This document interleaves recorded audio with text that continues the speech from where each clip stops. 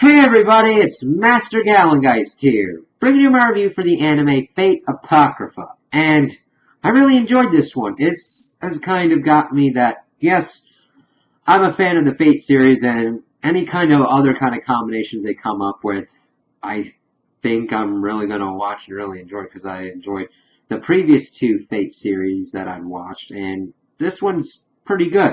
I think it does a better job of introducing you into the Holy Grail War this time around, since it's more of an alternate universe kind of take. We still kind of see some callbacks like Fate Zero and Fate Stay Night Unlimited Blade Works, but it's still kind of its own thing, and the only kind of knock that I have on it is that it kind of falls into the Bleach trap of having a lot of different characters, but it's not as much of a problem because they at least take the time to flesh out the characters to certain extents, kind of give them their own episodes and their own kind of send-offs as well. So, what changes up this time around for the Holy Grail War is that this is for the Greater Grail. It's in Romania, and it is now between two factions of 7. The red faction, which is the Clock Tower Mages, because they're going after the black faction, the Yigadim Millennia, who had stolen the Greater Grail, and were keeping it for the 60 years until it happened again.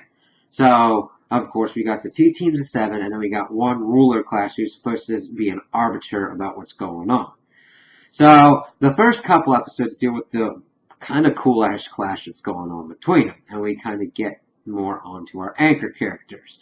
As we see each side kind of trying to botch out, we see that this one homunculus, because homunculi are introduced as pretty much the batteries for Yuga Millennia. They're pretty much their ground forces while their casters making golems, and they're fighting against the assassin for Reds, hanging gardens and her bone teeth kind of warriors. Really kind of cool. Really focused a lot on some Greek historic heroes going on in this one, and I kind of like that. So, this one homunculus is like, I live! And kind of bolts. And the Rider of Black, Astolfo, helps him escape. And the saber of this one, Siegfried, was going to kind of stop him because the master had told him to, but he didn't want to hurt the homunculus. So the master pretty much gets into a point where he's mortally wounded, and the saber of black takes his heart and puts it inside the homunculus to help him live. And thus is reborn the homunculus as Sieg, and bigger and everything, and he becomes one of the main kind of focal anchor characters, along with the ruler class Jeanne d'Arc, who she's usually summoned in her own kind of body, but in this case, because of the strange circumstances of this Greater Holy Grail War, she had to share a body with... It's almost the same as the usual master-servant pairing, except they share a body. So, that was a kind of interesting aspect, but she kind of helps Sieg as well, tries to give him a normal life, but he decides to go and help people and get involved within this Holy Grail War, because he's also got the heart of a hero, and he wants to use that gift that Siegfried gave him to help others, and also help Astolfo.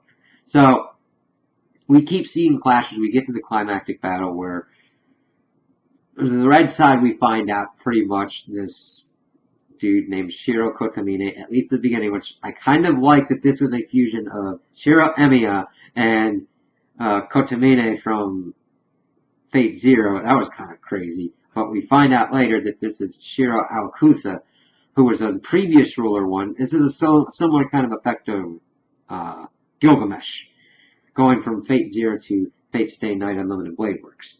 And he is the one that's the master of pretty much the whole red faction, and is able to obtain the Greater Grail, and he is trying to get humanity's salvation, kind of making them mortal, like bringing their souls on the physical plane, I guess. It wasn't completely explained out, but that's what happens. It kind of goes into a crazy way where some of the red faction has to ally itself with the black faction to take on crazy Jack the Ripper one that was on the black side that was just doing whatever she wants. But it gets to the point where the roles are kind of reversed. You think that the red faction would be the underdog, but then it gets switched up. You see Shiro Alcusa has taken control of pretty much all the servants of red and is using the Greater Grail for this effect. And the animation is really top notch. And we get into certain ones towards the end with action scenes that are just really kind of amazing. Now granted, the animation changes drastically, kind of similar on the effect of like Devilman Crybaby, where it's very fluid and everything, but I really enjoyed it in this one. And it was just kind of jarring at first because, whoa, it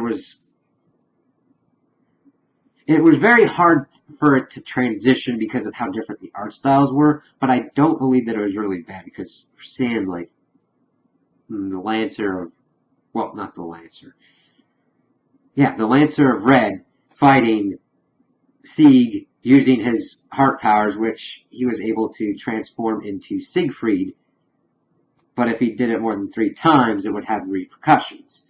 So they're going through, fighting the Hanging Gardens, doing some epic fights, and we get to the point where we get a really good fight scene between Sieg and Shiro Alcusa because he had defeated Jean d'Arc. And there's also other kind of really cool things going on. We'd seen previous casters of Fate Zero in there because he was connected to Jean d'Arc. We've seen the caster from Fate Stay Night Unlimited Blade Works connected to Atalanta, the Archer of Red, but their goal was to stop this, and Jean d'Arc was unable to stop Shiro Alcusa, but Sieg was able to and effectively take out the rest of the servants. And William Shakespeare had, strangely enough, was the caster of Red, was writing everything out. That was an interesting aspect. I thought that could have been brought in a little more, but he's probably the one that wrote the kind of ending. So, of course, Shiro Alcusa had already made his wish to the Greater Grail. Granted, there's some issues with that because it's usually the person that has won it.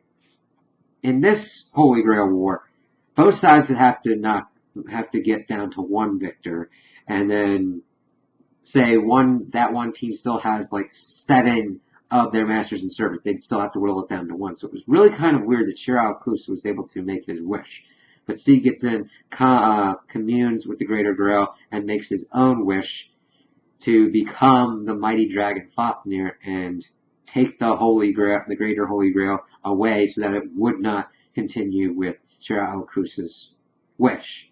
And it was a kind of bittersweet ending, but they were able to make a kind of still happy ending because he went to a reverse kind of side of the world, and Jean d'Arc was able to find him there, turn him back into a human because he had to make this wish because he was going to be turning into a failed dragonkin because evidently taking the heart and making all those transformations were degrading his body into a failed dragonkin.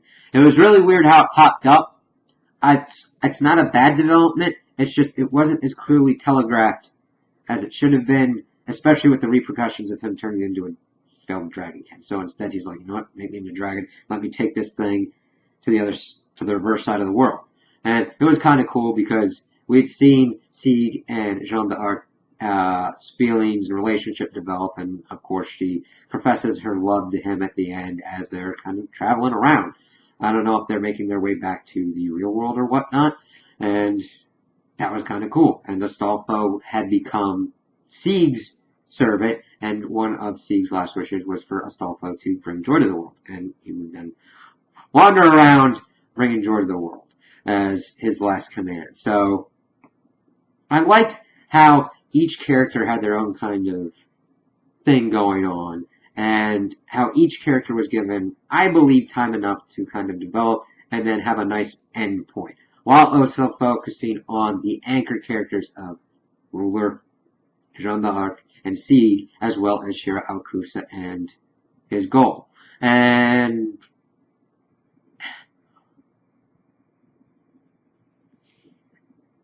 there could have been a little bit more time focused on him, but see, the thing is, he needed to be kind of hidden with his motivations, so that way the twist worked better. So I understand that. It's just, I really like what they did with his whole goals. Almost making it into still the same kind of question is using the greater Holy Grail like this to achieve salvation for humankind.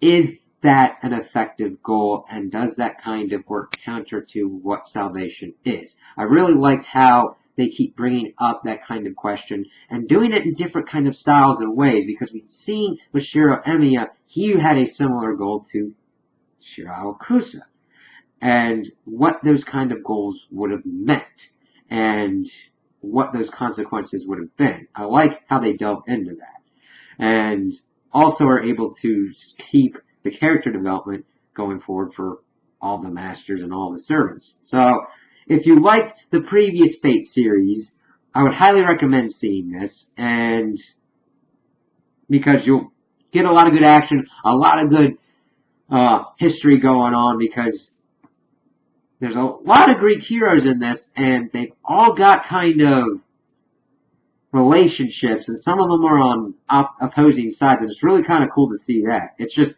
I really enjoy stories like this that take historical figures and put them into different kind of contexts and learning different things about them. Like, for instance, when they used Achilles in this, the way they did it for his mythology in this is he was bathed in a divine fire instead of the river Styx. I'm like, okay, that's an interesting kind of twist on it.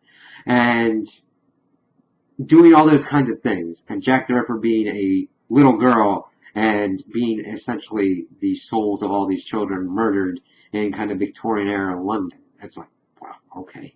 They just did a lot of cool different kind of things with this one that you were able to recognize things like, oh, that's in a different way that I didn't expect. So if you're into that kind of thing, it's another great positive for this anime.